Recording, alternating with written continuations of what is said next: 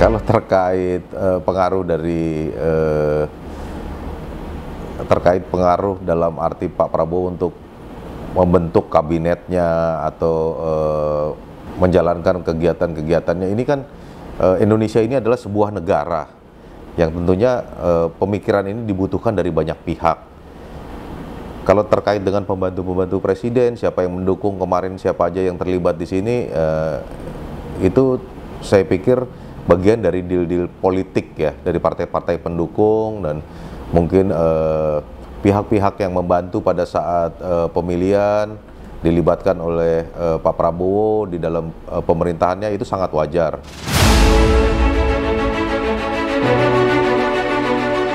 Nah, jujur aja, saya sebagai relawan Pak Prabowo, kenapa kita memilih menjadi relawan Pak Prabowo?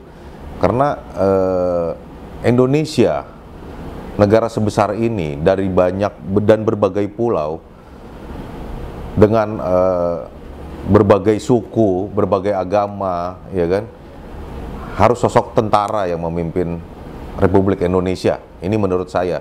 Makanya kita putuskan untuk menjadi relawan Pak Prabowo pada saat itu. Kita mesti ingat juga, Pak Prabowo ini punya background militer yang menurut saya cukup bagus. Dan jangan lupa, setelah Pak Prabowo waktu itu lepas dari dunia kemiliteran, beliau ini menjadi seorang pengusaha, ya kan. Dan menurut saya cukup berhasil Pak Prabowo menjadi seorang pengusaha, karena kita bisa lihat dia mendirikan partai Gerindra dengan biaya sendiri, ya kan. 3 bulan pertama pemerintahannya dia ini, 100 hari pemerintahannya dia ini, dia biayai makan siang gratis dari kantong pribadinya sendiri, ya kan. Itu semua kan hasil kerjanya dia selama ini setelah dia pensiun di militer.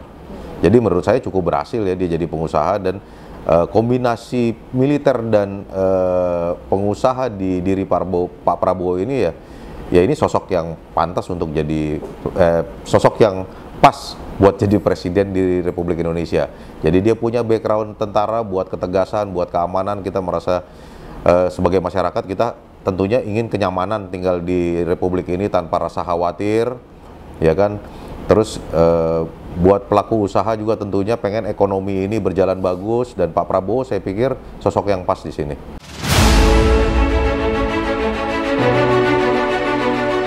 Untuk masalah pemberantasan korupsi, pasca reformasi dari zamannya Presiden pertama Ibu Megawati, lanjut Pak SBY, lanjut Pak Jokowi, dan kita lihat ke depannya nanti Pak Prabowo seperti apa, itu kan digalakkan. Bu Megawati pertama kali menjadi presiden itu kan membentuk KPK, Komisi Pemberantasan Korupsi. Tapi untuk memberantas korupsi ini harus dari dalam diri sendiri. Artinya ini mesti disadarkan kepada masyarakat ya. Kita perlu pembelajaran untuk generasi muda, ya kan. Bahayanya korupsi ini terhadap negara ini. Negara ini akan hancur apabila korupsi ini